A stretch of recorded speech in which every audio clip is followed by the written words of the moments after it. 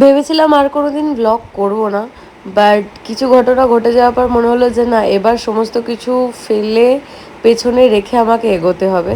তো welcome back to my channel guys, আমার পুকিজ, আমাকে তোমরা সাপোর্ট করো। আবার নতুন করে আমি ব্লগিং স্টার্ট করছি। তো চলো আজকে কি কি করলাম তোমাদের সাথে শেয়ার করি। তো বেসিক্যালি আমি সকালবেলা উঠে ব্যালকনিতে বসে পোহা চা খাচ্ছিলাম রান্নাঘরে, তারপরে জোজো ব্রুনো খাবার দাবার রেডি করে ঘরদর মুছে এখানে ওদের মারপিট দেখে স্নান করে বেরিয়ে ঠাকুর পুজো দিয়ে নিলাম। দেন দুপুরবেলা খাওয়া দাওয়াটা দুজনকে করিয়ে দিলাম। এখন মোটামুটি 12:30 1টার মধ্যে দুটোকে খাইয়ে দিই। পেট ভরে একটা টাইম টেবিলে না আনলে ওদের খুব অসুবিধা হয়ে যাচ্ছিলো। দেন আমি একটা কমলা লেবু খেয়ে সোজা বেরিয়ে গেলাম জিমের উদ্দেশ্যে। জিম আমি দুপুরেই যাই কারণ জিমটা পুরো ফাঁকা থাকে। আর যেহেতু আজকে অনেকটাই লেট হয়ে গেছিলো জিমে যেতে, মোটামুটি 2:40 নাগাদ আমি জিমে ঢুকেছিলাম আর বেরিয়েছি 4:30 4:45টার পর আর কি।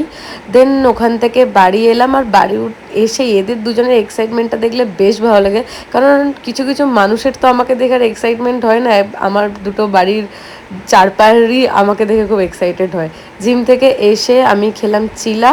আজকে যেহেতু জোজোর বার্থডে ছিল ওর জন্য আনিয়েছিলাম একটা ট্রিট, আর ব্লিঙ্কিট থেকে কিছু দরকারি জিনিস এনেছিলাম। আরও অনেক জিনিসের আমার প্রয়োজন ছিল কিন্তু ব্লিঙ্কিটে প্রচুর দাম ছিল বলে সোজা চলে গেছিলাম গোড়াবাজারে। ওখান থেকে আমি আমার ডায়েটের আর যা যা জিনিসপত্র দরকার কিনে নিয়ে আসলাম। এইদিকে জোজো ব্রুনোর জন্য চিকেন আর আমারও চিকেন নিয়ে আসলাম, যেটাতে আমি স্যালাড খাই বেসিক্যালি।